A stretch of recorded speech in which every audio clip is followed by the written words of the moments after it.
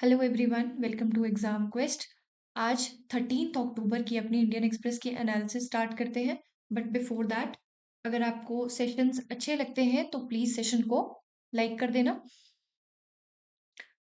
Session को like करना। और आज हम क्या क्या डिस्कस करने वाले हैं, तो सिंस सैटरडे को हमारा एडिटोरियल सेशन हुआ था, वीकली एडिटोरियल सेशन, तो उसकी वजह से न्यूज एनालिसिस नहीं हो पाई थी। तो आज कुछ सैटरडे के आर्टिकल्स भी है जो हमको कवर करने हैं। ठीक है, तो there is this article about index of industrial promotion.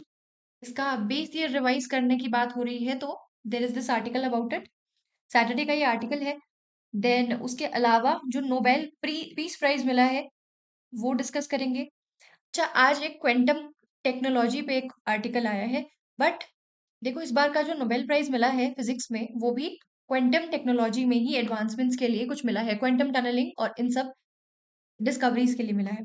तो कल ये वाला आर्टिकल हम डिस्कस कर लेंगे, साथ में हम नोबेल प्राइज फिजिक्स वाला भी डिस्कस कर लेंगे।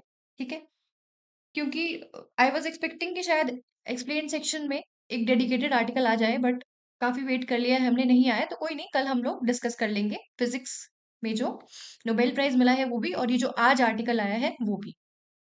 ठीक है, आज हम आईआईपी डिस्कस करेंगे, नोबेल पीस प्राइज जो जेनजी प्रोटेस्ट हुए हैं मेडागास्कर और मोरक्को में, उन पर एक आर्टिकल आया है, वील डिस्कस दैट। एक इथेनॉल ब्लेंडिंग पर एक आर्टिकल है, वो डिस्कस करेंगे। ठीक है, तो without any further adieu let's get started. पहला अपना आर्टिकल देखते हैं। तो revisiting India's industrial barometer base year revision of IIP. What is IIP? Index of industrial production. जैसे हमने सीपीआई कुछ टाइम पहले पढ़ा था, कंज्यूमर प्राइस इंडेक्स। जो आइडिया इसका होता है, सिमिलर सा आइडिया होता है, बट थोड़ा डिफरेंस है, लेट मी एक्सप्लेन। जैसे सीपीआई में हम क्या करते थे, एक बास्केट होती थी गुड्स की, उनके प्राइसेस को ट्रैक करते थे, राइट? इसमें क्या होता है, there is a basket, basket of products, और साथ में एक सैंपल साइज लिया जाता है। सैंपल साइज में कुछ इंडस्ट्रीज हैं, राइट? उन इंडस्ट्रीज की ग्रोथ को ट्रैक किया जाता है। जैसे यहाँ पे प्राइसेस ट्रैक किए जाते थे, यहाँ पे ग्रोथ और आउटपुट ट्रैक किया जाता है, राइट? तो थोड़ा सा आइडिया क्लियर हुआ, ये क्या है, इंडेक्स ऑफ इंडस्ट्रियल प्रोडक्शन। तो जाहिर सी बात है, नाम सजेस्ट कर रहा है कि इंडस्ट्रियल प्रोडक्शन को ट्रैक कर रहा होगा। एक सैंपल साइज ऑफ इंडस्ट्रीज लिया जाता है और कुछ प्रोडक्ट्स की ट्रैकिंग की जाती है, राइट? ऑल राइट, समझ आ गया ये? तो इसमें क्या है, इसके मेनली तीन कंपोनेंट्स हैं। आईआईपी के तीन कंपोनेंट्स हैं, जिसमें मैन्युफैक्चरिंग आता है, देन जिसका सबसे लार्जेस्ट शेयर है, एक्चुअली 77.6% इतना शेयर मैन्युफैक्चरिंग का है। देन माइनिंग, माइनिंग का 14.4 आई थिंक है, जो वेट इसको दिया जाता है। एंड देन इलेक्ट्रिसिटी का 8%। Okay, 8% is given to electricity. तो ये इसके मेनली कंपोनेंट्स हैं, और इन कंपोनेंट्स में फिर फर्दर बास्केट्स है, कुछ प्रोडक्ट्स हैं जिनको ट्रैक किया जाता है। ऑल राइट, आइडिया क्लियर हुआ? इंडेक्स ऑफ इंडस्ट्रियल प्रमोशन क्या है, production, sorry not promotion. Index of industrial production क्या है?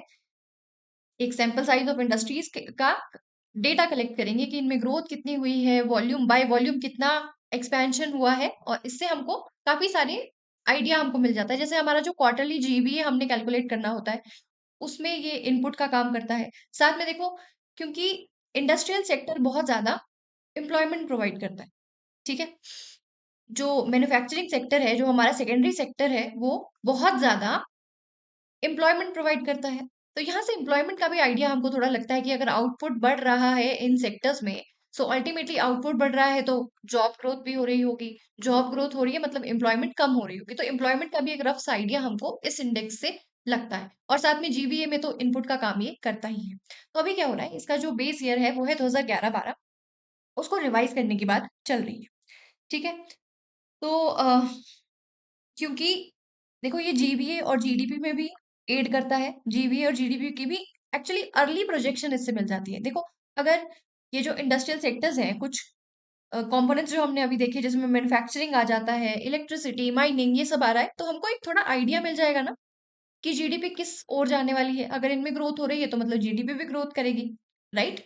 तो उसके लिए हम जीडीपी और जीवीए का भी बेस ईयर रिवाइज करने का सोच रहे हैं। ठीक है, उस पे भी काम चल रहा है कि ये इनका भी बेस ईयर रिवाइज हो जाए, तो उन्हीं से कंकरेंट कंकरेंस में रखता हुआ आईआईपी का भी बेस ईयर रिवाइज होना है। ठीक है, पहले इस इंडेक्स के बारे में ही देख लें क्या। अच्छा, तो ये इसके कंपोनेंट्स हमने डिस्कस कर लिए, माइनिंग है, मैन्युफैक्चरिंग है, इलेक्ट्रिसिटी है। अब इसमें क्या होगा, इसमें मैन्युफैक्चरिंग में क्या क्या मैन्युफैक्चर होता है, बहुत कुछ मैन्युफैक्चर होता है, स्टील होता है, टेक्सटाइल्स होते हैं, काफी कुछ, राइट। वैक्सीन्स, ये अब नया इसमें इंक्लूड करने की बात चल रही है, तो काफी कुछ मैन्युफैक्चर हो रहा है, काफी कुछ प्रोड्यूस हो रहा है। तो इस तरह से बहुत सारे प्रोडक्ट्स इसमें शामिल किए जाते हैं, और फिर प्रोडक्ट्स को प्रोड्यूस कौन करेगा, प्रोड्यूस करेंगे इंडस्ट्रीज। तो इस तरह से कुछ कुछ इंडस्ट्रीज को शामिल किया जाता है, और ये होता है सैंपल। ये इंडस्ट्रीज बनाती है सैंपल साइज, और इस सैंपल साइज के बेसिस पे ये index of industrial production formulate किया जाता है। ऑल राइट, तो हमने देख लिया कि तीन कंपोनेंट है, बेस ईयर इसका करंट अभी है 2011-12, और प्रपोज किया जा रहा है कि 2022-23 को रख लिया जाए एज अ बेस ईयर। और 22-23 क्यों चुना जा रहा है, क्योंकि बेस ईयर यूजुअली ऐसा ईयर लेते हैं जिसमें ऐसा कोई अनफोर्सीन इवेंट ना हो, जैसे फॉर एग्जांपल कोविड वाला ईयर रहा हो, या कोई फाइनेंशियल क्राइसिस ना आया हो, नॉर्मल नॉर्मल सा सब रहा हो, सबकी प्रोडक्शन नॉर्मल रही हो, तो अल्टीमेटली उसको बेस ईयर के लिए चूज किया जाता है। पब्लिशिंग एजेंसी कौन है, तो मॉस्पी इसको, मॉस्पी की जो सीएसओ है, central statistic office, MoSPI is responsible for this particular index. Monthly इसकी फ्रीक्वेंसी रहती है, ऑलमोस्ट 12th को, 12th of every month this particular index is published. And then weightage, manufacturing की 77, माइनिंग की 14%, इलेक्ट्रिसिटी की 19%। और ये क्या करता है, ये शॉर्ट टर्म इंडस्ट्रियल ग्रोथ को मेजर करता है, जैसे मैंने आपको बताया कि वॉल्यूम वॉल्यूम कितना बड़ा है ट्रेड का, आउटपुट कितना इंक्रीज हुआ है, तो ये सब चीजें ये कंसिडर करता है। ठीक है, देन ये डिफरेंसेस कुछ दिए गए हैं। और हिस्टोरिकल बेस ईयर, और अभी तक ऑलमोस्ट 9 बार इस तरह के चेंजेस इसके बेस ईयर में आ चुके हैं, 9 बार इसका बेस ईयर रिवाइज हो चुका है। अब ये क्यों इंपॉर्टेंट है 9 बार, क्योंकि देखो कुछ टाइम पहले ही, आई थिंक 2024 में ये क्वेश्चन आया था कि डेलिमिटेशन कमीशन कितनी बार इसका गठन हो चुका है, तो जब ये पूछ सकते हैं तो बेस ईयर कितनी बार रिवाइज हो चुका है ये भी पूछ सकते हैं, तो याद रखना है 9 बार रिवाइज हो चुका है। ऑल राइट, सो अब डिस्कस करते हैं कि अभी बेस ईयर रिवाइज करने की बात चल क्यों रही है, और किस तरह से इसको रिवाइज किया जाएगा, क्या क्या चेंजेस इसमें आने वाले हैं। So there is this issue of industrial growth. देखो क्या है, हर एक इकोनॉमी में देखा जाता है कि एग्रीकल्चर पे सबसे पहले डिपेंड करती है, लार्जली ज्यादातर पॉपुलेशन एग्रीकल्चर पे डिपेंडेंट होती है। बट विद ग्रोथ या विद टाइम फोकस आता है मैन्युफैक्चरिंग पे या सेकेंडरी सेक्टर पे, agriculture is primary sector, then this is secondary sector, and then फिर मैन्युफैक्चरिंग सेक्टर से अल्टीमेटली हम सर्विसेज में मूव करते हैं। बट इंडिया का एक काफी पेक्यूलियर केस है, you must be knowing about it. हमने एग्रीकल्चर से सीधा जंप मारी है सर्विसेज सेक्टर में, और सर्विसेज सेक्टर इतना ज्यादा एम्प्लॉयमेंट क्रिएट नहीं करता, और जो करता भी है वो भी स्किल्ड एम्प्लॉयमेंट होती है, अनस्किल्ड एम्प्लॉयमेंट नहीं होती। और जो ज्यादा एम्प्लॉयमेंट क्रिएट करता है वो है manufacturing sector, right. Manufacturing sector बहुत ज्यादा एम्प्लॉयमेंट और बहुत ज्यादा जॉब्स क्रिएट करता है। But हमारे यहाँ हमने थोड़ा छलांग मार के पहले हम सर्विसेज पे चले गए एग्रीकल्चर से, तो ये थोड़ी प्रॉब्लम रही। अब गवर्नमेंट क्या चाहती थी कि हम जो मैन्युफैक्चरिंग सेक्टर या जो सेकेंडरी सेक्टर हमारा है उसका थोड़ा शेयर बढ़ाते हैं अपने जीडीपी में। ठीक है, तो उसके लिए बहुत सारी स्कीम्स वो लेके आए। ठीक है, क्या क्या स्कीम्स लेके आए, जैसे पीएलआई इंसेंटिव्स देने लगे, देन बहुत सारी ऐसी स्पेसिफाइड स्कीम्स आई जो मैन्युफैक्चरिंग सेक्टर को स्पेसिफिकली टारगेट करती थी। Then ease of doing business, industrial growth के लिए बहुत सारे इंडस्ट्रियल हब्स बनाए, इस तरह के जोन, स्पेशल जोन्स बनाना शुरू किया, मैन्युफैक्चरिंग जोन्स बनाना शुरू किया, एक्सपोर्ट इंसेंटिव्स देने लगे, मैन्युफैक्चरिंग पे इंसेंटिव्स दिए, तो बहुत सारा काम इस पे हुआ है, राइट। तो इसके लिए बहुत सारा काम जब हुआ है तो ग्रोथ भी, एक सिग्निफिकेंट ग्रोथ भी हमारे इंडस्ट्रियल सेक्टर या हमारे मैन्युफैक्चरिंग सेक्टर ने देखी है। इसीलिए भी बेस ईयर को रिवाइज करना थोड़ा इंपॉर्टेंट है, और साथ में कुछ ऐसी चीजें हैं जो आउटडेटेड हो चुकी हैं। ठीक है, फॉर एग्जाम्पल रिवाइज क्यों कर रहे हैं बेस ईयर को, बेस ईयर को रिवाइज कर रहे हैं क्योंकि एक तो हमने देखा कि अ, और over fifth of economy output कहाँ से आता है, इंडस्ट्रीज से। तो हमारे लिए एक क्लियर पिक्चर होना जरूरी है, जितना ज्यादा रिवाइज हमारा बेस ईयर होगा उतनी ज्यादा अच्छी पिक्चर या उतनी ज्यादा क्लियर पिक्चर हमको मिलेगी, उतना ज्यादा रेलेवेंट हमारा डेटा होगा अभी करंट टाइम्स के हिसाब से, उतना ज्यादा रेलेवेंट डेटा हमारे पास आएगा, जितना ज्यादा रेलेवेंट डेटा आएगा उतनी ज्यादा अच्छी बेटर पॉलिसीज बनेंगी। इस तरह के इंडेक्सेस रिलीज ही क्यों किए जाते हैं इन द फर्स्ट प्लेस? ताकि पॉलिसी फॉर्मुलेशन अच्छी हो सके, राइट? क्लियर पिक्चर हमको मिल जाए कि हमारी इकोनॉमी किस तरफ जा रही है और उससे रेलेवेंट डेटाज हम लोग डेटा कलेक्ट करके अल्टीमेटली पॉलिसीज बनाई जा सके। तो इस बेस ईयर को रिवाइज करने के लिए एक टेक्निकल एडवाइजरी कमेटी का गठन होगा, ठीक है? इसमें बहुत सारे लोग या बहुत सारे स्टेक होल्डर्स इन्वॉल्व होंगे। इसमें आरबीआई से स्टेक होल्डर्स होंगे, मेंबर्स होंगे, गवर्नमेंट ऑफ इंडिया से तो होंगे ही, देन कुछ बिजनेसेस में से होंगे, फाइनेंशियल एनालिस्ट होंगे, और इस तरह से देखा जाएगा कि बेस ईयर को रिवाइज करना कितना फिजिबल अभी है, राइट? बेस ईयर रिवाइज करना एक छोटी प्रोसेस तो नहीं है, बहुत सारा टाइम एंड बहुत सारा थॉट इसमें जाता है। तो वो थॉट कहाँ से आएगा? थॉट आएगा इस टेक्निकल एडवाइजरी कमेटी से, जो ये बेस ईयर रिवीजन का काम मेनली करने वाली है। अब बेस ईयर रिवीजन का देखें अगर हम, तो सबसे पहले पोस्ट इंडिपेंडेंस सबसे पहला बेस ईयर जो आया था वो आया था 1937 का।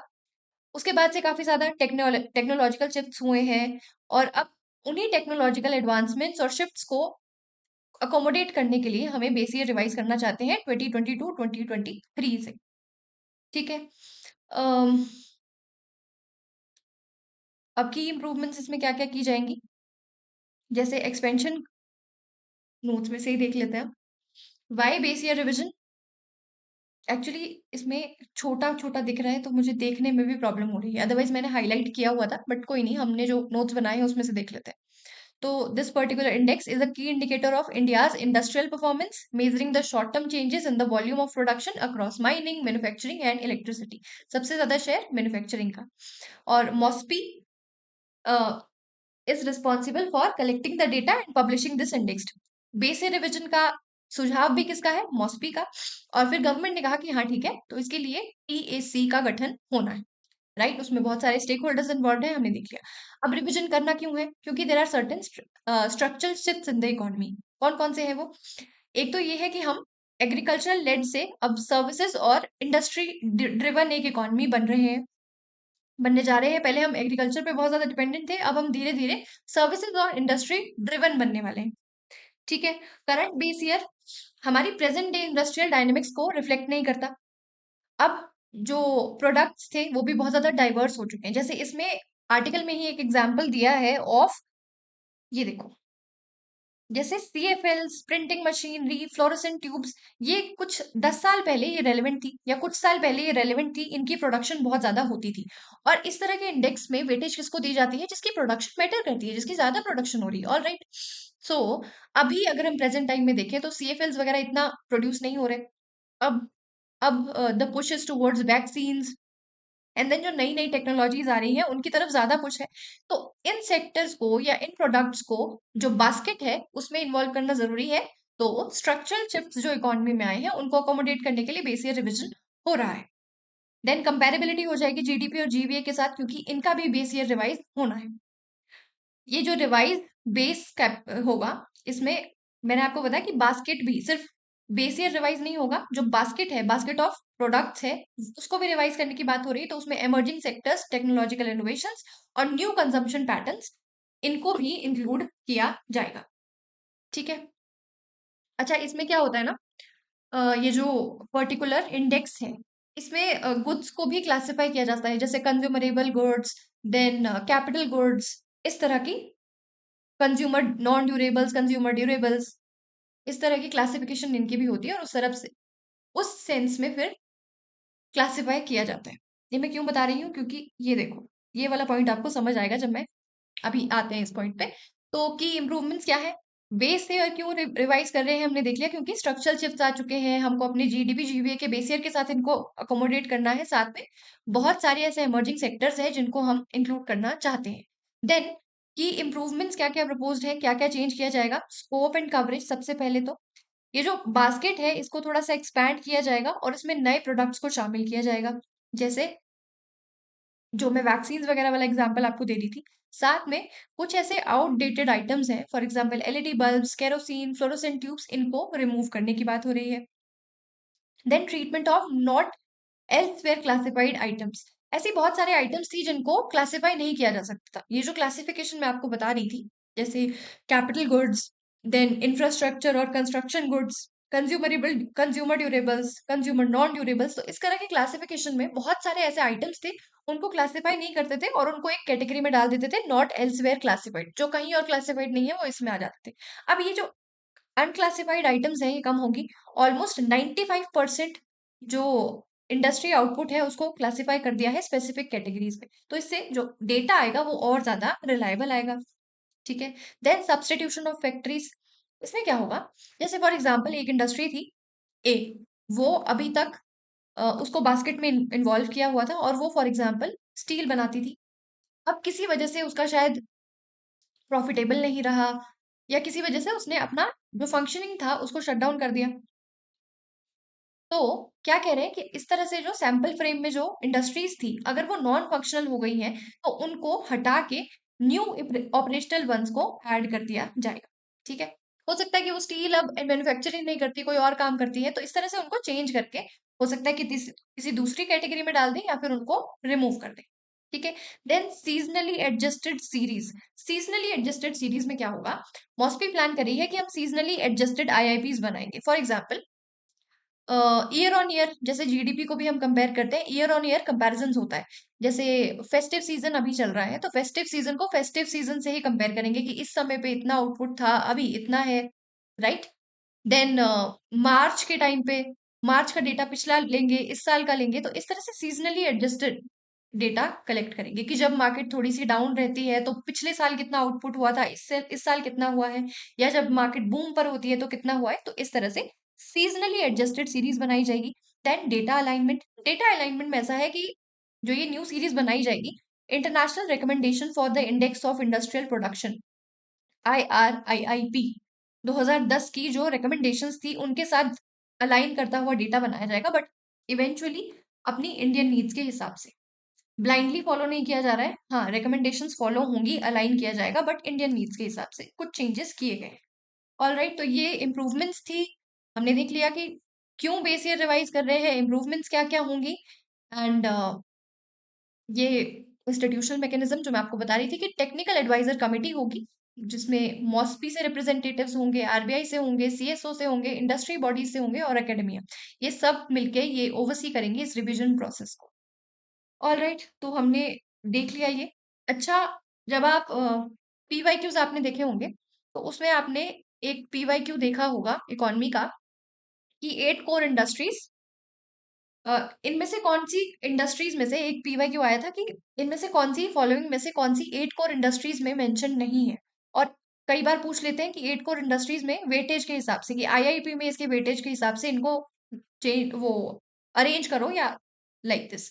अब ये 8 कोर इंडस्ट्रीज क्या है, क्या ये और आईआईपी सेम है? तो देखो, इसको आप कह सकते हैं कि ये जो 8 कोर इंडस्ट्रीज हैं ये एक तरह से सबसेट है। मैंने जब शुरुआत की थी तो मैं बहुत कंफ्यूज होती थी, जब मैंने इकोनॉमी स्टार्टिंग में पढ़ा था, पहली बार पढ़ा था, तो मैं आईआईपी और 8 कोर इंडस्ट्रीज इसमें बहुत कंफ्यूज हुई थी, तो मैंने सोचा कि मैं क्लियर कर दूं अगर कोई नया बच्चा है और उसको नहीं पता है। तो आईआईपी और 8 कोर इंडस्ट्रीज ये दोनों अलग अलग चीजें हैं, अलग अलग इंडाइसिस हैं, अलग अलग डेटा इनका है।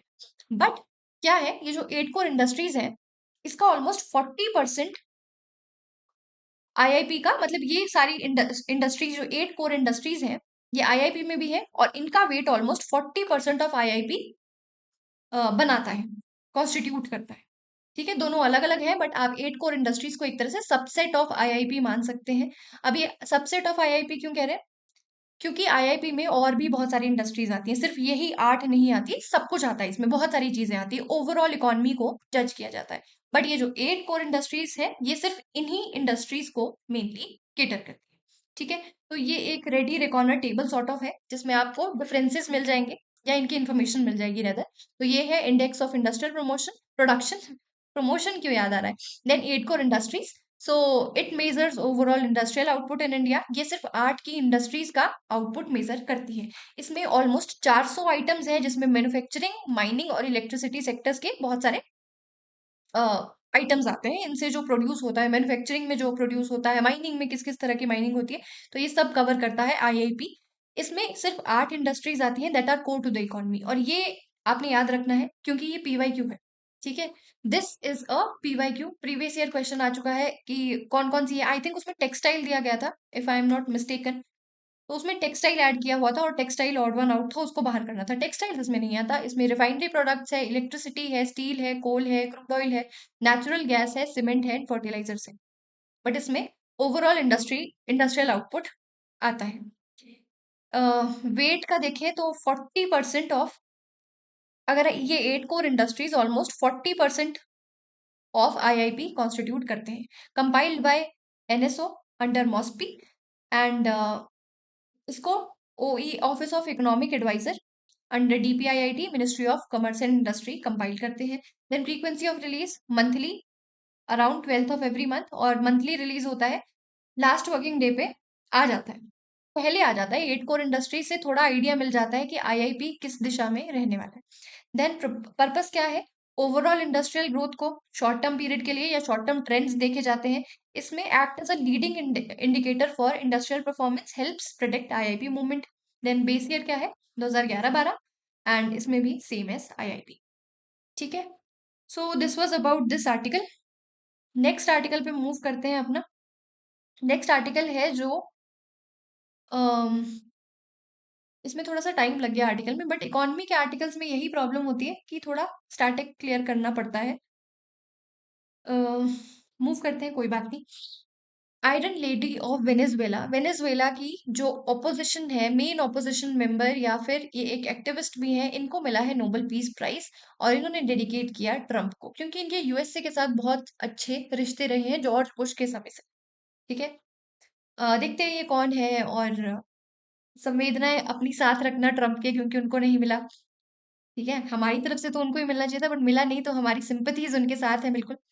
अब देखते हैं क्या जिनको मिला है 2025 का नोबेल पीस प्राइज, मैरिया कोरिना मैकाडो या मैचाडो, जो भी इनका नाम है, जिस भी तरह से प्रोनाउंस किया जाता है। She is a Venezuelan opposition leader, और ये एक एक्टिविस्ट भी हैं। ये स्ट्रीट चिल्ड्रन के लिए इन्होंने पहले काम किया है, देन अल्टीमेटली इन्होंने थोड़ा इलेक्शन वॉचडॉग पे, वॉचडॉग के लिए एक ऑर्गेनाइजेशन बनाई, देन अल्टीमेटली पॉलिटिक्स में ये आ गई। बट ये एक एक्टिविस्ट भी हैं, और इनको ये जो पीस प्राइज मिला है, ये क्यों मिला है, because of her tireless work for promoting democratic rights for people of Venezuela. ठीक है, नोबेल कमेटी ने कहा कि one of the most extraordinary examples of civil courage in Latin America in recent times. अब क्या हुआ, वेनेजुएला का case क्या है एक्चुअली, क्यों इनको डेमोक्रेसी प्रमोट करने के लिए दिया जा रहा है ये। अब क्या है कि वेनेजुएला की अगर हम हिस्ट्री देखें तो ऑलमोस्ट 1990s तक यहाँ पे काफी ज्यादा स्टेबल डेमोक्रेसी थी। ठीक है, ऑलमोस्ट सबसे स्ट्रॉन्गेस्ट डेमोक्रेसी ऑफ या longest running democracy of Latin America आप कह सकते हैं। बट देन फिर क्या हुआ, एक व्यक्ति आए और उन्होंने क्या किया, उनका नाम था ह्यूगो चावेज, एंड यहाँ से फिर वो जो डेमोक्रेटिक इंस्टीट्यूशंस का जो इरोजन था वो शुरू हुआ, क्योंकि ये काफी ज्यादा अथॉरिटेरियन व्यक्ति थे। इन्होंने कॉन्स्टिट्यूशन को चेंज किया। ठीक है, एंड देन यूएसए का काफी ज्यादा रोल रहता है वेनेजुएला की पॉलिटिक्स में। क्या हुआ, यूएसए ने एक फेल्ड कू अटेम्प्ट किया, और जो यहाँ की ऑपोजिशन थी उस समय पे 1990s 1999 में ये शुरुआत हुई, एंड उस समय पे काफी ज्यादा फंक्शनल यहाँ की ऑपोजिशन थी। ऐसा नहीं था कि ऑपोजिशन का कोई से नहीं है, फंक्शनल थी। बट रेदर देन ओपोजिंग, अगर ये शायद ओपोज करते इस अथॉरिटेरियन रिजीम को तो शायद ज्यादा फायदा होता, बट इन्होंने क्या, एक कू अटेम्प्ट किया। मतलब ये जो ह्यूगो चावेज थे, इनका जो तख्ता पलट करने की कोशिश करी, that is what coup means in Hindi, और इनकी जो रजीम है उसको चेंज करने की कोशिश करी, बट अल्टीमेटली इट फेल्ड। और फिर ये जो ह्यूगो चावेज थे, इनको और ज्यादा स्ट्रॉन्ग रीजंस मिल गए, और इन्होंने और ज्यादा अथॉरिटेरियन या और ज्यादा डेस्पोटिक रूल इनका हो गया। ठीक है, उस समय पे ही ये जो ह्यूगो चावेज थी, ये पिक्चर में आई। ऑलमोस्ट पहले इन्होंने शुरुआत अपनी एज एन एक्टिविस्ट करी है, बट देन फिर इन्होंने एक वॉचडॉग संस्था शुरुआत की। सबसे पहले एंटेने फाउंडेशन, जो स्ट्रीट चिल्ड्रंस के लिए काम करती थी। कैरेकस इज द कैपिटल है वेनेजुएला की, I hope you know this. Caracas is the capital of Venezuela, right. तो काफी लंबे समय के लिए 1999 से ऑलमोस्ट 2014 तक ये ह्यूगो कावेज ही रूल पे रहे, और अब जिन्होंने इनको अ, आगे सक्सीड किया है वो भी अथॉरिटेरियन ही है, और इन्हीं की आइडियोलॉजी के वो व्यक्ति हैं, right. So talking about this person जिनको नोबेल पीस प्राइज मिला है, तो इन्होंने एंटीने फाउंडेशन की स्थापना करी जो स्ट्रीट चिल्ड्रन के लिए काम करता है। देन उन्होंने एक सुमाते नाम की संस्था की शुरुआत करी। सुमैट या सुमाते जैसे भी बोला जाता है, ये एक वॉलंटियर ऑर्गेनाइजेशन थी। ये क्या काम करती थी? ये बेसिकली इलेक्शन मॉनिटरिंग का काम करती थी, क्या इलेक्शंस फ्री एंड फेयर हो रहे हैं या नहीं। सो 2003 में इन्होंने एक कैंपेन ऑर्गेनाइज किया। इनकी जो ऑर्गेनाइजेशन थी सुमाते, इन्होंने एक कैंपेन ऑर्गेनाइज किया एंड ये चाहते थे कि ये जो चावेज है, यूगो चावेज, इनको रिमूव कर दिया जाए और इनके जो इलेक्शंस हो भी रहे हैं वो फ्री एंड फेयर नहीं है। ठीक है। देन ह्यूगो कावेज ने क्या किया? He was a despotic ruler, तो ऑब्वियसली वो तो नहीं मानने वाले थे कि इलेक्शंस फेयर नहीं है और मैं इलेक्शंस फेयर करवाऊं। तो उन्होंने क्या किया, इसी पे ये जो सुमाते इनकी ऑर्गेनाइजेशन थी, इस पे ब्रेक डाउन किया एंड इसको बैन करने का ट्राई किया। और साथ में मैकेडो इन पे चार्जेस फ्रेम करे, ट्रेजन के चार्जेस इन पे फ्रेम कर दिए। But ultimately the case fizzled out और इनके पास यूएसए का भी काफी अच्छा खासा सपोर्ट था और इनको फंडिंग भी वहां से अच्छी खासी आती रही है। इसीलिए इन्होंने शायद ट्रम्प को डेडिकेट भी किया है, क्योंकि ट्रम्प भी काफी वोकल रहे हैं रिजीम चेंज के लिए। जो अभी प्रेजेंट प्रेसिडेंट वहां पे है, यहाँ पे प्रेसिडेंशियल फॉर्म ऑफ गवर्नमेंट है। वेनेजुएला में प्रेसिडेंशियल फॉर्म ऑफ गवर्नमेंट है। और जो अभी मेडुरो, मेडुरो उनका नाम है, एग्जैक्ट नाम, पूरा नाम मैं भूल रही हूँ, निकोलस मेडुरो ने कि रिजीम चेंज ट्रम्प भी चाहते हैं और वो भी इसके लिए काफी वोकल रहे हैं, क्योंकि डिक्टेटरशिप है, क्लियर डिक्टेटरशिप है। अभी 2024 में यहाँ इलेक्शन हुए थे और काफी ज्यादा चर्चा में ये आए थे कि फ्री एंड फेयर नहीं थे और डेमोक्रेसी आप अपने आप को कह रहे हैं एंड देन अल्टीमेटली इलेक्शन ही फ्री नहीं हो रहे, तो फिर डेमोक्रेसी होने का मतलब नहीं है, राइट। तो 2013 में निकोलस ने, ये जो ह्यूगो चावेज थे, अ, इनको सक्सीड किया, right. And he is also a master of suppressing dissent. Then Venezuela face कर रहा है पॉलिटिकल रिप्रेशन, इकोनॉमिक कोलैप्स और ह्यूमैनिटेरियन क्राइसिस तब से। अभी कुछ टाइम पहले ही I think she was also contesting, ये भी कंटेस्ट करना चाहती थी, जो नोबेल पीस प्राइज विनर है मैकेडो, ये भी इलेक्शंस कंटेस्ट करना चाहते थे, बट इनको इवेंचुअली बैन कर दिया गया, तो ये नहीं कर पाई इलेक्शंस भी कंटेस्ट। ठीक है। तो इन्होंने किसी को फिर सपोर्ट किया था, किसी और कैंडिडेट को, बट अल्टीमेटली जीते कौन? Nicholas Maduro. ये देखो, इन्होंने सुमाटे ने मेजर रोल प्ले किया था, जो 2004 में एक रेफरेंडम होना था अगेंस्ट चावेज। फिर इनको ट्रेजन के लिए चार्ज किया और कॉन्स्पिरेसी बाय द गवर्नमेंट। 2004 ये वही टाइम है जो यूएसए ने फेल्ड कू एक अटेम्प्ट करने की कोशिश की थी। यूएसए की हेल्प से जो ऑपोजिशन वहां की थी, उन्होंने एक फेल्ड कू अटेम्प्ट करने की कोशिश करी। And she has consistently advocated ballets over bullets, क्योंकि ये election, free and fair election और इलेक्शन वॉचिंग या इलेक्शन वॉचडॉग, इस तरह की संस्था इनकी है सुमाते। तो इस फील्ड में भी इनका रोल है। तो ये एडवोकेट करती हैं बैलेट्स ओवर बुलेट्स, मतलब कि अथॉरिटेरियन रिजीम नहीं होनी चाहिए जो डिस्पोटिक रूल करे और लोगों को मारे पीटे। अल्टीमेटली बैलेट्स शुड रूल, जो लोगों का मत है वही एक्सप्रेस होना चाहिए। पॉलिटिकल जर्नी और ओपोजिशन लीडरशिप की बात करते हैं, तो ये एक सेंट्रल फिगर है वेनेजुएला की ओपोजिशन में 2 डेकेड से। फ्री एंड फेयर इलेक्शंस चाहती है, ये चाहती है कि जो डेमोक्रेटिक इंस्टीट्यूशंस 1999 में इरोड हो गए थे उनको वापस लेके आया जाए। And she has faced arrest, intimidation, travel bans, disqualification from elections.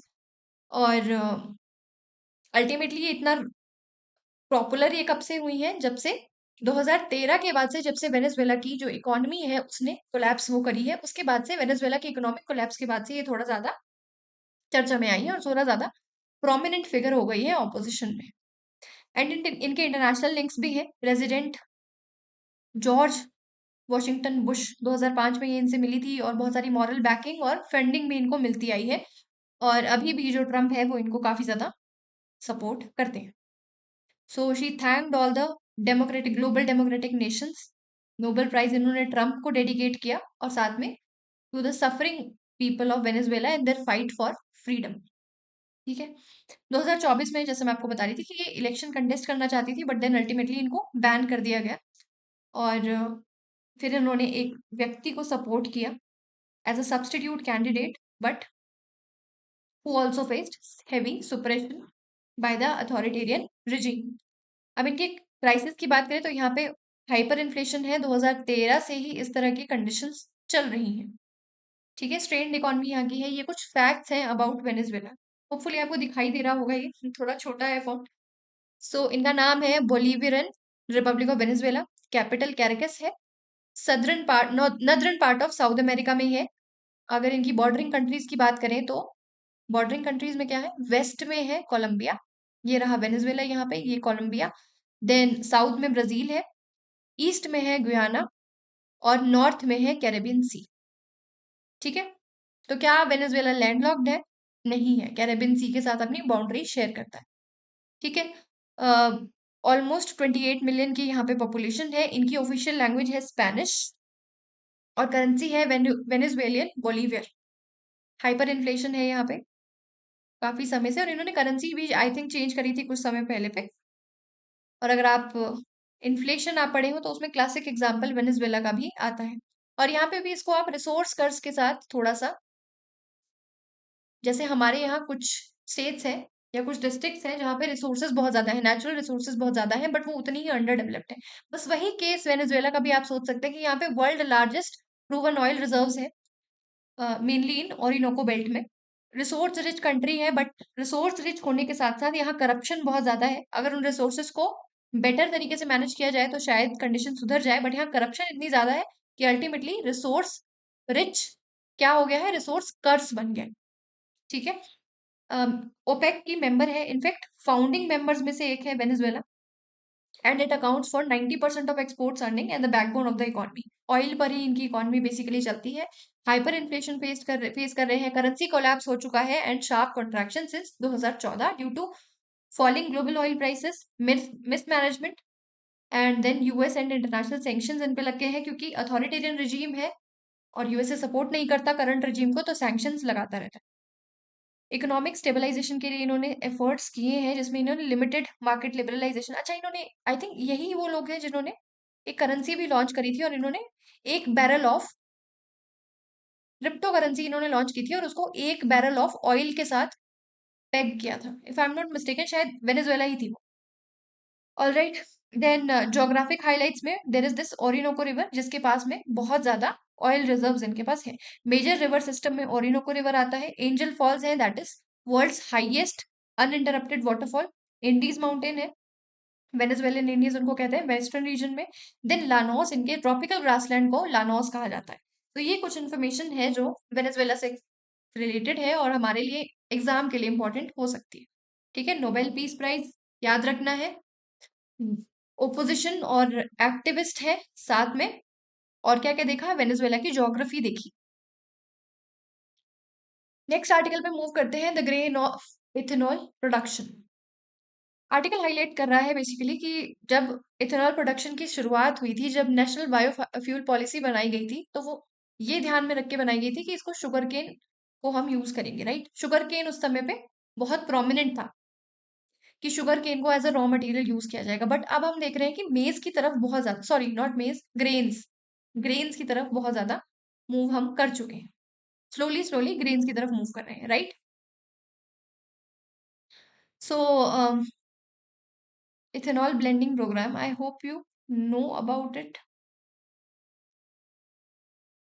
यहाँ से शुरुआत करते हैं। नेशनल बायोफ्यूल पॉलिसी 2008 2018 में आई। देखो शुरुआत कहाँ से हुई थी, थोड़ा सा बैकड्रॉप आपको देती हूँ जिससे आपको थोड़ा सा समझ आएगा। क्या हुआ था जब, यू मस्ट बी नोइंग कि शुगर केन के लिए क्या मिलता है, fair and remunerative prices, that is a statutory price limit. ठीक है, प्राइस है वो स्टेचूटरी प्राइस है, यानी कि ये फार्मर्स हैं, ये गन्ना उगाते हैं, शुगर केन उगाते हैं, और ये जाके बेचते हैं मिल को, शुगर मिल्स को जाके बेचती हैं, ये इस गन्ने से अल्टीमेटली शुगर बनाते हैं, राइट। बट क्योंकि फार्मर्स बहुत सारे हैं और मिल एक ही है, तो हो सकता है कि फार्मर्स का एक्सप्लॉइटेशन हो, तो इसीलिए हमारी गवर्नमेंट लेके आई फेयर एंड रिन्यूमरेटिव प्राइस, जिसने स्टेचूटरी प्राइसिंग दे दी गन्ने को, कि आपको गन्ना इतने ही प्राइसेस पे लेना पड़ेगा। ठीक है, अब क्या हुआ, शुगर केन तो हो गया प्राइस, प्राइस है इसका स्टेचूटरी प्राइस इसका एक तरह से है, बट शुगर, शुगर क्या है, ये मार्केट ड्रिवन है। और आपको पता है कि जब एक बारी कोई इस तरह की सब्सिडी मिल जाती है तो फिर क्या होता है, वो बढ़ती रहती है, वो कम नहीं होती, वो बढ़ती रहती है। तो similar cases with sugar cane also.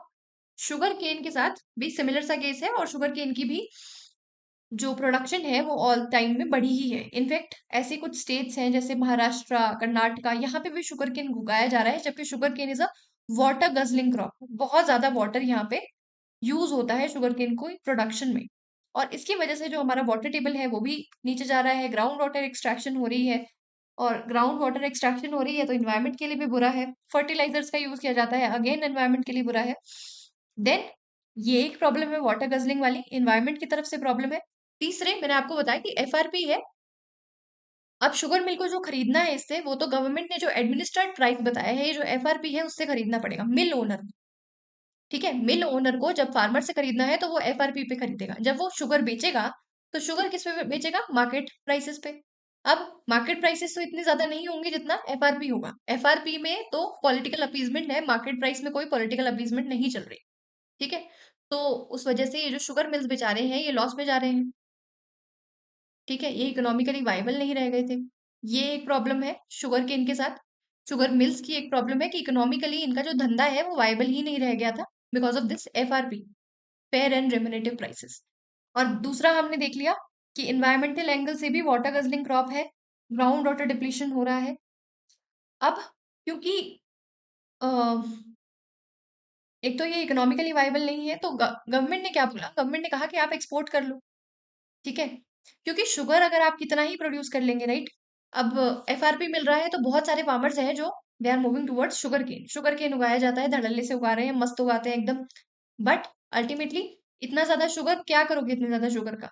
और अगर शुगर केन बहुत समय के लिए रहता है तो वो अपना जो इसमें जूस कंटेंट होता है, जो सुक्रोज होता है, वो भी खत्म होने लगता है। तो ज्यादा टाइम के लिए रख भी नहीं सकते।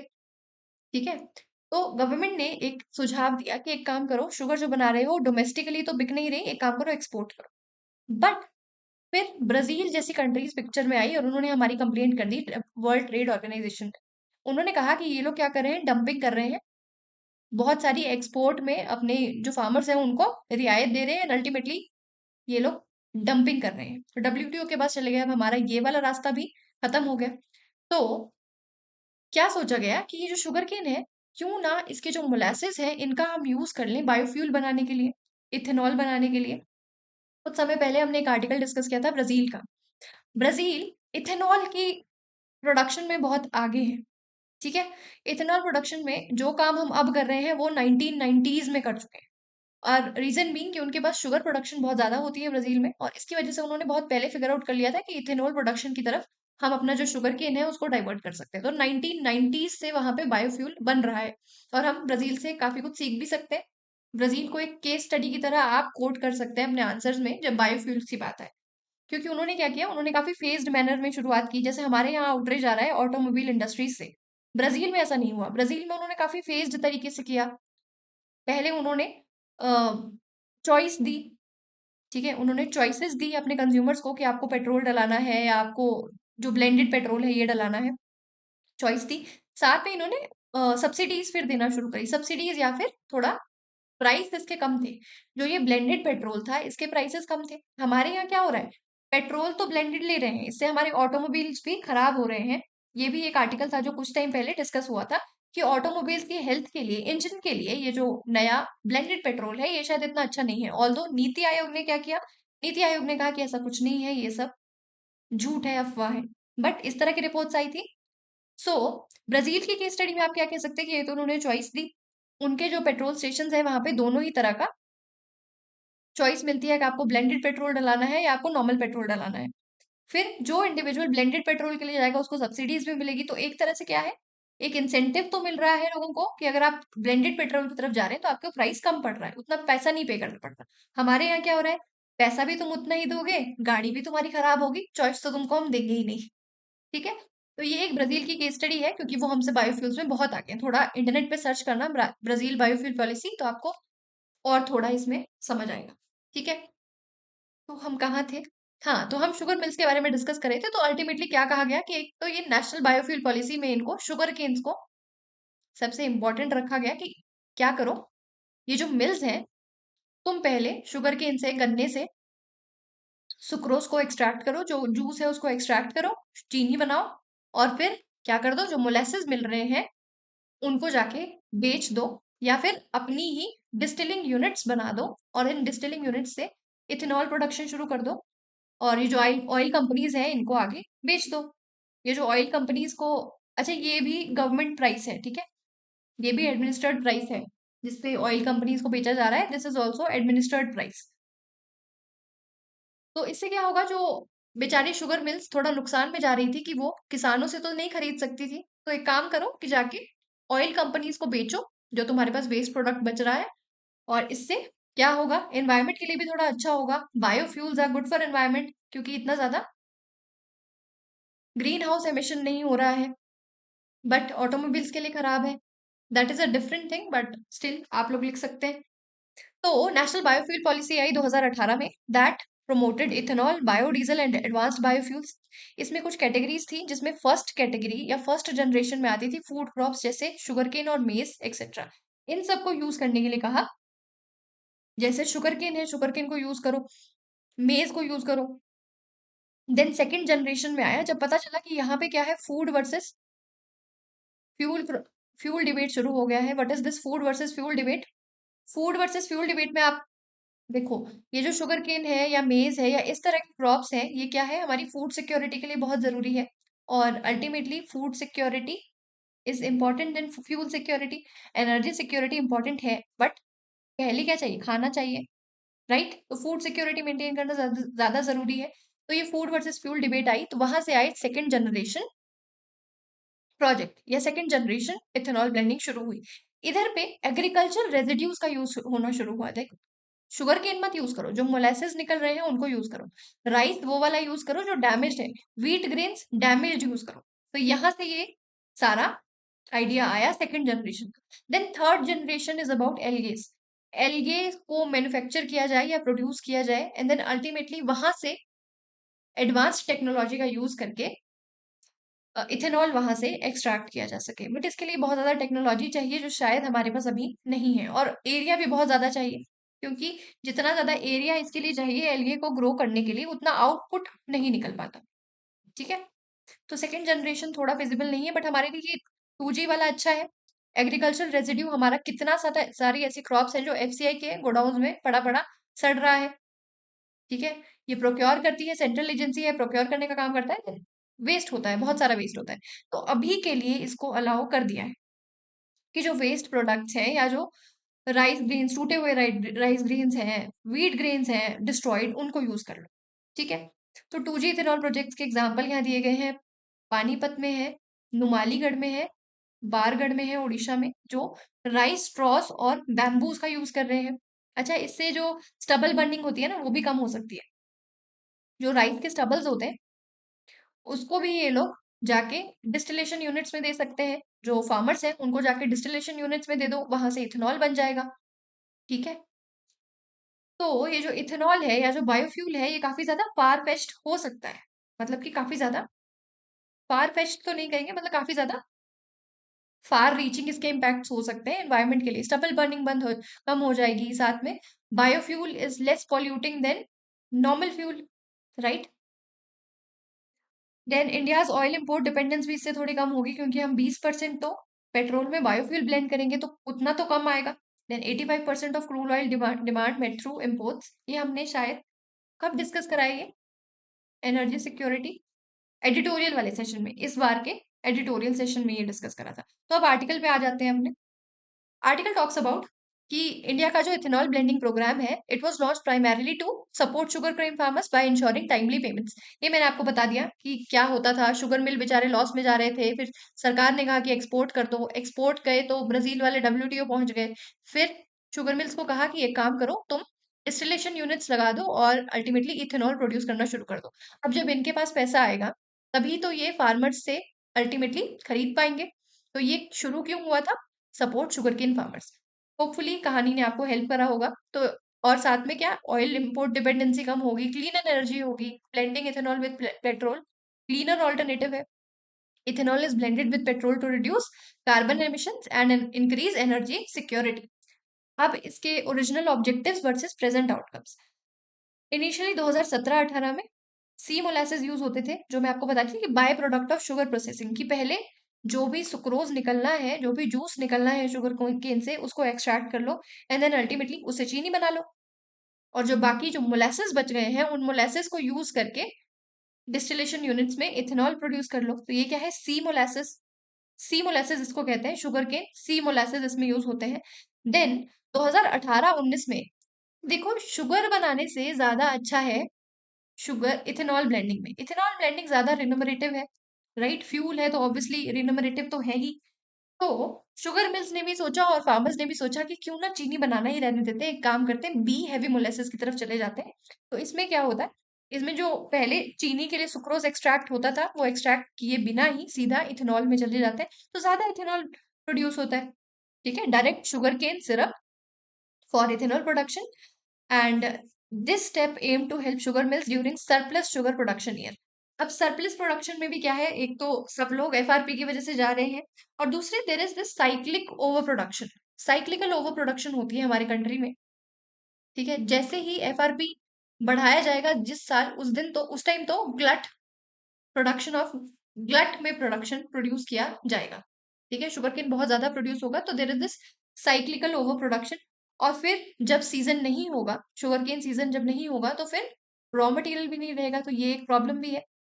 क्योंकि शुगर केन रखा रखा इसका जो सुक्रोज कंटेंट है या जो शुगर कंटेंट है वो डिप्लीट होता जाता है। तो ये एक प्रॉब्लम है शुगर केन के साथ। तो इतना ज्यादा सस्टेनेबल रॉ मटेरियल ये नहीं है इथेनॉल प्रोडक्शन के लिए। ठीक है, फिर पॉलिसी शिफ्ट पहले 2018 17-18 में C molasses, then B heavy molasses. B heavy molasses मतलब कि डायरेक्टली शुगर कंटेंट। देन 2020-21 में थोड़ा पॉलिसी शिफ्ट हुआ और फिर वहां से ग्रेन बेस्ड डिस्टिलरीज आना शुरू हुई। इसमें ये राइस, मेज, डैमेज्ड ग्रेन, इन सबको यूज करना शुरू करा। और तभी से हमारा जो प्रोडक्शन लैंडस्केप है वो थोड़ा चेंज हो गया है, और अब we are moving towards grain based distilleries. और इसका एक कारण ये भी है जो मैं आपको अभी बता रही थी, कि रॉ मटेरियल अवेलेबिलिटी की दिक्कत है। ये साइक्लिकल ओवर प्रोडक्शन होती है, तो जिस साल ओवर प्रोड्यूस हो रहा है उस टाइम बहुत सारा रॉ मटेरियल है, अदरवाइज जब सीजन भी नहीं है, सीजन खत्म हो रहा है, तो उस समय पे भी रॉ मटेरियल नहीं है। तो ग्रेन्स तो इस मामले में अच्छे हैं कि स्टोर करके रख लो। ठीक है, as a result the ethanol program was meant for sugar grain growers has increasingly benefited grain based ethanol manufacturers. ये एक शिफ्ट है जो अगर प्रीलिम्स के क्वेश्चन में आए तो आपको आइडेंटिफाई करना है कि पहले शुगर केन बहुत ज्यादा डोमिनेट करता था। देखो ये ना एक्चुअली क्या हुआ है, शुगर केन से सर्ज हुआ है, मतलब कि इंक्रीज होना शुरू हुआ है, बट अभी भी डोमिनेट शुगर केन ही कर रहा है। ठीक है, ऑलमोस्ट 1/3 प्रोडक्शन में अभी भी शुगर केन है, और 2/3 आर्टिकल में ही ये डेटा दिया गया है कि 2/3 ग्रेन्स में हो रहा है। ये देखो, आप इसको कंपेयर भी कर सकते हैं, ये अभी भी ज्यादा शेयर किसका है, शुगर केन का। बट ग्रेन्स भी इसमें धीरे धीरे आ रहे हैं। देखो 220, 68 से सीधा 220 का जंप है, प्रोजेक्शन है बट जंप एक्सपेक्टेड है। देन की टेकअवेज क्या है, the supply of ethanol rose from 38 crore litres in 2013-14 to 920 crore litres in 2024-25। But the share of grain based ethanol has surged, now contributed to 1/4। 1/4 नहीं है actually, यहाँ पे गलत लिखा है, ये 2/3 है। ठीक है, 1/3 शुगर केन का है। रिसेंट डेवलपमेंट्स 2024, ये शायद मैं शायद कंफ्यूज हुई और मैंने शुगर केन का लिख दिया। ठीक है, शुगर केन का है ये 1/4 1/3 इतना शुगर केन कंट्रीब्यूट करता है। ग्रेन बेस्ड का अभी भी थोड़ा कम है, 2/3 है, बट सर्ज हो रहा है, धीरे धीरे बढ़ रहा है। ये टेबल से आप देख सकते हैं। देन रिसेंट डेवलपमेंट्स में क्या हुआ है, जो ऑयल मार्केटिंग कंपनीज है, इन्होंने टेंडर इनवाइट किए हैं 050 करोड़ लीटर्स का इथेनॉल के लिए, जिससे कि हमारा जो 20% ब्लेंडिंग का टारगेट है वो कंप्लीट हो जाएगा। तो उसके लिए हमको इतना ज्यादा और ज्यादा चाहिए इथेनॉल। तो डिस्टिलरीज ने ऑफर किया है almost 1776 crore litres with 1348 crore litres from grains. ठीक है, मोस्टली मेज एंड एफसीआई सरप्लस राइस। लेकिन अब गवर्नमेंट थोड़ा सा क्रैकडाउन इस पे कर रही है। गवर्नमेंट चाहती है कि सरप्लस ग्रेन्स को यूज ना किया जाए, इसके बदले शुगर केन को यूज किया जाए, क्योंकि इससे हमारी फूड सिक्योरिटी लॉन्ग रन में हैम्पर हो सकती है। ठीक है, न्यू प्लांट्स पे इन्वेस्टमेंट हो रही है, और ये जो नए प्लांट्स बन रहे हैं ग्रेन बेस्ड बन रहे हैं। और इसका कारण वही है कि रॉ मटेरियल अवेलेबिलिटी है, साथ में जो एक प्रॉब्लम है कि शुगर केन का कंटेंट कम होता जाता है, इसमें ऐसा नहीं है। तो शुगर केन से ज्यादा ल्यूक्रेटिव क्या लग रहा है? Grain based distilleries. Then policy implication में shift from sugar cane to grains. Ethanol economy is shifting from sugar based feedstock to grain based ethanol. Specially मेज और सरप्लस राइस पे ज्यादा फोकस किया जा रहा है। और स्टेट्स कौन कौन सी मेनली इन्वॉल्व है? Punjab, Haryana, Bihar, UP, Madhya Pradesh and Karnataka. ठीक है। इकोनॉमिक एंड एनवायरमेंटल एस्पेक्ट्स में डाइवर्सिफाई होगी रूरल इकोनॉमी। एक्सेस जो शुगर प्रोडक्शन होता था उसको थोड़ा सा कम हो जाएगा, और साथ में अगर हो भी रहा है तो शुगर प्रोडक्शन एक्सेस नहीं होगा, और जो शुगर केन है उसको डाइवर्ट किया जा सकता है इथेनॉल के लिए। ठीक है। बट ये जो ग्रेन डाइवर्जन हो रहा है इथेनॉल के लिए, that can pressure food security and raise cereal prices. इससे सीरियल प्राइसेस और ज्यादा इंक्रीज हो सकते हैं। सो अल्टीमेटली गवर्नमेंट इस पे काम कर रही है, अब थोड़े से रेगुलेशंस लगाएगी इस पे। तो फिजिकल इम्पैक्ट क्या है? High procurement cost of grain, specially FCI rice में। जो फूड एफसीआई जो राइस प्रोक्योर करता है इथेनॉल के लिए, वो एक्सचेकर को बर्डन कर सकते हैं। कॉस्ट ज्यादा है। ये ग्रेन्स को प्रोक्योर करने की कॉस्ट थोड़ी ज्यादा है as compare to sugar cane. Then the average economic cost of FCI rice 39 प्रति किलो, not efficient for ethanol when compare to sugar cane based feedstock. Again वही बात है। और लॉन्ग टर्म टारगेट क्या है? 20% इथेनॉल ब्लेंडिंग बाय 2025-26। पहले 2030 का टारगेट था, अब इसको कम करके 2025-26 कर दिया है। इथेनॉल डिमांड प्रोजेक्शन कितनी है? ऑलमोस्ट इतनी एनुअली। एंड अभी फोकस है सेकेंड जनरेशन इथेनॉल पे, जिसमें क्या है? एग्रीकल्चर रेजिड्यूज पे फोकस होता है। पहले क्या था? एग्रीकल्चर फर्स्ट जनरेशन में एग्रीकल्चर प्रोडक्ट्स पे, जैसे शुगर केन, मेज, डायरेक्टली प्रोडक्ट्स को यूज किया जाता है। अभी इसमें रेजिड्यूज को यूज कर रहे हैं, जैसे राइस स्ट्रॉस, बैम्बू, बैगेज, इस तरह का। देन इथेनॉल ब्लेंडिंग प्रोग्राम, ये एक टेबल है। 2003 में शुरुआत हुई थी इसकी, और नेशनल बायोफ्यूल पॉलिसी के आने से 2018 में इसको थोड़ा सा स्केल अप कर दिया। देन टारगेट है 20% ब्लेंडिंग बाय 2025-26। नोडल मिनिस्ट्रीज की है ministry of petroleum and natural gas. Feed stock sources कौन से हैं? सी मोलेसिस कौन से? यूज्ड वाले। B heavy molasses unused, sugar cane juice, damaged food grains, maize, FCI surplus rice. Then main objective क्या है? ऑयल इंपोर्ट को कम करो, जो शुगर केन फार्मर्स हैं उनको पेमेंट टाइमली मिल जाए, और क्लीन एनर्जी प्रमोट हो। Current blending 20%। Then major states producing ethanol: UP, Maharashtra, Bihar, MP, Haryana, Punjab and Karnataka. अब इससे भी जो वाटर क्राइसिस की प्रॉब्लम थी वो तो सॉल्व नहीं हुई है, राइट? वो अभी भी है, बट हाँ थोड़ा एनवायरमेंट को फायदा हो जाएगा। अब नेक्स्ट आर्टिकल इज अबाउट जो मोरक्को और मेडागास्कर में जेंजी प्रोटेस्ट हुए हैं सिमिलर लाइंस पे नेपाल की तरह। दो केस स्टडीज यहाँ पे दी गई हैं, राइट? तो क्या हुआ है, जैसे मोरक्को का एग्जांपल लें तो यहाँ पे लेट सितंबर में ऑलमोस्ट 8 वुमेन की डेथ हो गई। और ये क्यों हुई? बिकॉज ड्यूरिंग चाइल्ड बर्थ इनकी डेथ हो गई, और which is very unfortunate, right? अगर किसी भी कंट्री में अब जिस एडवांसमेंट पे अब हम हैं, अगर चाइल्ड बर्थ के दौरान किसी की डेथ हो रही है तो मतलब कि हेल्थ फेलियर, हेल्थ जो सिस्टम है उसका कंप्लीट फेलियर है, राइट? फेलियर ही एक तरह से दर्शा रहा है। तो वही प्रॉब्लम यहाँ पे, इसी से जो ट्रिगर का काम इसी प्रॉब्लम ने किया कि 8 लोगों की डेथ हुई, तो हमारी हेल्थ फैसिलिटीज का इतनी खराब है। और साथ में 2030 में फीफा को को होस्ट करने वाला है मोरक्को। ठीक है। तो यही सारा प्रॉब्लम आया कि हम लोग फीफा के लिए स्टेडियम्स बना रहे हैं, स्टेडियम्स तो है बट हॉस्पिटल्स कहाँ हैं? तो यहाँ से ये आउटरीच पूरा शुरू हुआ, और इसका कलेक्टिव नाम क्या है? जेनजी 212। 212 मोरक्को का डायलिंग कोड है। जैसे हमारे यहाँ है 91, वैसे इनका 212 है। ठीक है। तो यहाँ से जेनजी 212 क्या है? It is related with Morocco Gen Z protest. Protest शुरू क्यों हुए? हेल्थ सिस्टम के फेलियर की वजह से। एंड जो यूथ है वो सड़कों पे आए और उन्होंने देखा कि स्टेडियम्स बना रहे हो, हॉस्पिटल्स कहाँ है, बेसिक फैसिलिटीज क्यों नहीं दे रहे? तो देन सिमिलरली मेडागास्कर में क्या हुआ, यहाँ पे बहुत सारे पावर और वाटर कट्स हो रहे थे। सो जो प्रोटेस्टर्स थे वो सड़कों पे आ गए, एंड देन अल्टीमेटली जब गवर्नमेंट ने इनको सुप्रेस करने की कोशिश करी तो उसमें 20 लोगों की जान चली गई, एंड देन फर्दर इनकी क्रिटिसिज्म हुआ, एंड देन प्रेसिडेंट का रेजिग्नेशन की मांग हुई। और इसका नाम है जेंजी माडा, या मेडागास्कर का जेंजी मैडा। और जेनजी 212 मोरक्को। ठीक है। अब ये इतना सिग्निफिकेंट क्यों है? क्योंकि बहुत समय से हम देख रहे हैं कि इस तरह के यूथ लेड मूवमेंट्स बहुत ज्यादा इंक्रीज हो रहे हैं। नेपाल एक एग्जाम्पल है, इससे पहले इंडोनेशिया में हुआ था, फिलीपींस में हुआ था। फिलीपींस और नेपाल का सिमिलर सा ही था, नेपो किड्स वाला, कि एलीट लोगों के बच्चे तो अच्छा खासा प्रॉस्पर कर रहे हैं, व्हाट अबाउट अस? हमको फायदा क्यों नहीं मिल रहा है? What all tax we are giving? Then Morocco और मेडागास्कर का अभी रिसेंट एग्जाम्पल है। और खास बात यह है कि they all are primarily social media driven. ठीक है। और and they are led by young people frustrated with inequality, corruption and lack of opportunities. इसमें एक एक्सपर्ट का इन्होंने व्यू पॉइंट दिया है कि क्या होता है कि ये जो डेवलपिंग कंट्रीज हैं, इन पे एक आइडियोलॉजी फीड कर दी जाती है कि अगर आप पढ़ाई करेंगे, ठीक है, इफ यू विल स्टडी, जैसे ही आप ग्रेजुएट होंगे, आपको पढ़ाई करने की जरूरत है अगर आपको अच्छी जॉब प्रोक्योर करनी है तो। और ये जॉब पहले कहाँ मिलती थी? ये जो डेवलप्ड कंट्रीज थी, जैसे कि जापान, कोरिया, यहाँ पे इस तरह की जॉब्स मिल जाती थी। But with AI coming, with machine learning coming, इस तरह की टेक्नोलॉजीज के बाद जॉब्स कम हो गई हैं। ठीक है। और वहां पे भी आप देखें कि प्रोटेक्शनिज्म भी काफी चल रहा है काफी सारी कंट्रीज में, तो जॉब क्रंच आया है।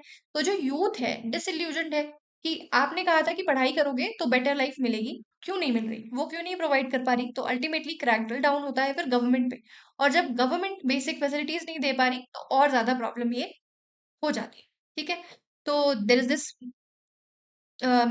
मास मास अग्रेशन इन मोरक्को में। नेचर ऑफ प्रोटेस्ट क्या था कि कुछ प्रेग्नेंट वुमेन की डेथ हुई हॉस्पिटल फैसिलिटीज अवेल करते हुए अगादीर में, जिससे कि हेल्थ केयर और इनइक्वालिटी इश्यूज हाईलाइट हुए।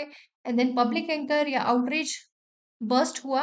और ब्रॉडर कंटेक्स्ट इसका क्या था कि आप पुअर सर्विसेज दे रहे हैं हमको हेल्थ हेल्थ केयर में, ये एक्सपोज हो गई, जिससे कि बिलियंस तो आप स्पेंड कर रहे हैं 2030 के फीफा में, तो आप we have stadiums but where are the hospitals, ये स्लोगन्स वहां पे लोगों ने शुरू किए। अब इकोनॉमिक बैकग्राउंड में देखिए तो वहां एक कॉन्स्टिट्यूशनल मोनार्की है जिसमें half of its pollution population is under 35। यहाँ पे भी जो इनका डेमोग्राफिक डिविडेंड है वो बहुत हाई है, राइट? ऑलमोस्ट 50% से पॉपुलेशन 35 से कम है एज में। तो बट अनएम्प्लॉयमेंट भी उतनी ही है, अराउंड 36% की यहाँ अनएम्प्लॉयमेंट चल रही है। और पर कैपिटा जीडीपी की बात करें तो दिस इज $3,993, जबकि ग्लोबल एवरेज कितनी है? $13,000। तो ग्लोबल एवरेज से भी कम की इनकी पर कैपिटा जीडीपी है, दैट इज अ प्रॉब्लम। और अनएम्प्लॉयमेंट 36% है, तो यहाँ से फिर वो पूरा का पूरा आउटरीच आया। क्योंकि क्या होता है कि ऐसा नहीं होता कि किसी एक इवेंट से इतना बड़ा मास आउटरीच इरप्ट हो जाए, राइट? बहुत सारी ऐसी चीजें होती रहती है, बिल्डअप होता है, देन अल्टीमेटली एक ट्रिगर मिलता है और फिर इस तरह के आउटरीचेस आते हैं। जैसे नेपाल में क्या हुआ था कि वहां पे जैसे ही उन्होंने सोशल मीडिया बैन किया, वैसे ही फिर सब कुछ शुरू हुआ। और यहाँ पे ये जो हेल्थ केयर सिस्टम इनका एक्सपोज हुआ, यहाँ से ये शुरुआत हुई। और इकोनॉमी अफेक्ट है by post industrial manufacturing loss. ठीक है। And then dependence on tourism. But अब टूरिज्म से थोड़ी कंडीशन ठीक हो रही है, but still it is heavily dependent on tourism now. और टूरिज्म ही थोड़ी बहुत जॉब जनरेट कर रहा है जो कर पा रहा है। Then talking about Madagascar, Madagascar में क्या केस हुआ है? ट्रिगर यहाँ का था वाटर कट्स और पावर कट्स, जिससे प्रोटेस्ट हुए। एंड देन गवर्नमेंट के क्रैकल डाउन करने पे 20 लोगों की डेथ हो गई। डिमांड है resignation of president and acquisition of power seizure. Movement start हुई एज जेनजी मेडा और coordinated via Facebook and TikTok. यहाँ पे इन्होंने डिस्कॉर्ड नाम की एक मैसेजिंग ऐप का यूज किया। डिस्कॉर्ड से ये लोग मोबिलाइज हुए। नेपाल में भी इसी का यूज हुआ था। यहाँ पे फेसबुक टिकटॉक का यूज हुआ और फिर लेटर सिविल सोसाइटी ने उसको ज्वाइन कर लिया। यहाँ पे भी सेम चीज है कि डेमोग्राफिक डिविडेंड बहुत हाई है। डेमोग्राफिक डिविडेंड में क्या है कि 50% population under the age of 18 है, राइट? यूथ होना बहुत अच्छी बात है, बट अगर उसको चैनलाइज नहीं करोगे, उसकी जो स्ट्रेंथ है, उसकी जो पावर है, उसको चैनलाइज नहीं करोगे, तो इस तरह के प्रोटेस्ट होंगे। ठीक है।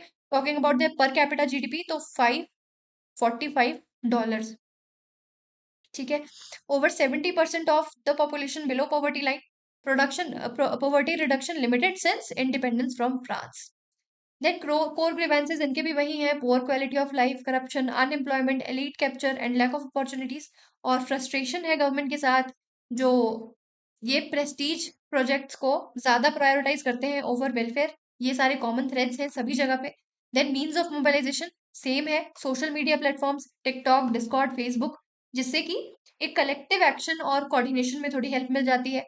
अब इसमें फास्ट मोबिलाइजेशन होती है, ठीक है, क्योंकि फार रीचिंग है सोशल मीडिया काफी ज्यादा, तो अल्टीमेटली मोबिलाइज लोग एक साथ जल्दी हो जाते हैं, क्विकली इस तरह के मोमेंट्स फ्यूल हो जाती हैं, बट अल्टीमेटली सस्टेन्ड एडवोकेसी नहीं होती। अब ये क्या प्रॉब्लम है, इस तरह के मोमेंट्स जल्दी फ्रिजल आउट हो जाते हैं, और इसका कारण ये है कि देखो सोशल मीडिया से शुरू हुए हैं, बट कोई एक सिविल सोसाइटी या कोई ऐसा ग्रुप अगर हो, एक ऑर्गेनाइजेशन अगर फॉर्म्ड हो, तो उसकी एक आइडियोलॉजी होती है, उसको सस्टेन करना आता है। इस तरह के यूथ मूवमेंट्स को सस्टेन करना नहीं आता, और जैसे ही इनका क्रैकल डाउन होता है, ये फ्रिजल आउट हो जाती है अल्टीमेटली। ठीक है, तो this is a problem with such kind of mobilisation, कि क्विकली तो एमर्ज होती है, बट सस्टेन्ड एडवोकेसी में स्ट्रगल करती है। टॉकिंग अबाउट सोशल डिवाइड, तो protest often pit youth versus entrenched elites, then nepo kids की मॉकिंग यहाँ से शुरू हो जाती है। नेपाल और फिलीपींस का केस आप देख सकते हैं। यहाँ से आप आंसर राइटिंग के लिए कुछ पॉइंट्स ले सकते हैं। ये कुछ एग्जाम्पल्स हैं यूथ मूवमेंट्स के। अरब स्प्रिंग्स जो ऑटोक्रेसी के अगेंस्ट था, that was also digitally coordinated. Hong Kong में, ईरान में और चिली में जो प्रोटेस्ट हुए हैं, they are also youth driven and social media fueled. India में जो सीएए एनआरसी का था 2019-20 का, उसमें और फार्मर्स प्रोटेस्ट, इसमें भी हमने कुछ हद तक डिजिटल यूथ मोबिलाइजेशन देखी। then it reflects a new digital democracy of protest which is decentralized। कोई एक फेस नहीं होता, कोई एक ऑर्गेनाइजेशन नहीं होती, डिसेंट्रलाइज होती है, क्विकली एकदम से फॉर्म होता है, and it is transnational in character. ठीक है, देन सोशियो इकोनॉमिक ड्राइवर्स में high unemployment, high youth unemployment, urban precarity, and economic inequality, jobless growth, post covid ने चीजें और ज्यादा वर्सन कर दी हैं, and ultimately automation, weak manufacturing by middle income nations, and erosion of trust in political elites and traditional institutions। तो ये सारे socio economic drivers हैं जिनसे इस तरह की यूथ मूवमेंट्स फ्यूल होते हैं। ये कुछ एग्जांपल्स हैं, ये सोशो इकोनॉमिक ड्राइवर्स हैं। एंड इंडिया के लिए क्या सिग्निफिकेंस है कि देखो डेमोग्राफिक डिविडेंड हमारे पास भी है, तो हमारे लिए इंपॉर्टेंट है कि हम यूथ के एस्पिरेशंस को एड्रेस करें, डिजिटल स्पेसेस को थोड़ा सा रेगुलेट करें, इनकी इंपॉर्टेंस समझें, और थोड़ा सोशल जस्टिस पे ध्यान दें, ताकि किसी को भी एलियनेशन वाली फील ना आए, और हमारे यहाँ इस तरह के प्रोटेस्ट ना हो जैसा कि हमारे पड़ोसी देशों में हो रहे हैं। ठीक है, then the role of social media regulation, इसीलिए सोशल मीडिया को रेगुलेट करने की जरूरत है ताकि मिस इन्फॉर्मेशन एटलीस्ट ना फैले। बाकी तो प्रोटेस्ट करना तो अधिकार है, बट मिस इन्फॉर्मेशन नहीं होनी चाहिए, वॉयलेंस नहीं इरप्ट होना चाहिए, तो इसलिए सोशल मीडिया रेगुलेशन जरूरी है। और पॉलिसी मेकिंग में भी यूथ को और ज्यादा इन्वॉल्वमेंट यूथ की होनी चाहिए। राइट, ये एक टेबल है जिसमें थीम्स है कि rise of transnational Gen Z led protest, core issue unemployment inequality elite dominance means digital social media mobilization pattern fast but short lived. Then relevance to GS में आपको जीएस 2 में गवर्नेंस सिविल सोसाइटी, इनमें ये questions आ सकते हैं। Then GS 3 में social issues में, employment में, एग्जाम्पल में कहाँ यूज कर सकते हो, जैसे कि स्टडीज में, for example role of youth in social change और impact of digital media on democracy. So this was all about today's session. Hopefully आपको सेशन अच्छा लगा होगा, और थैंक यू सो मच।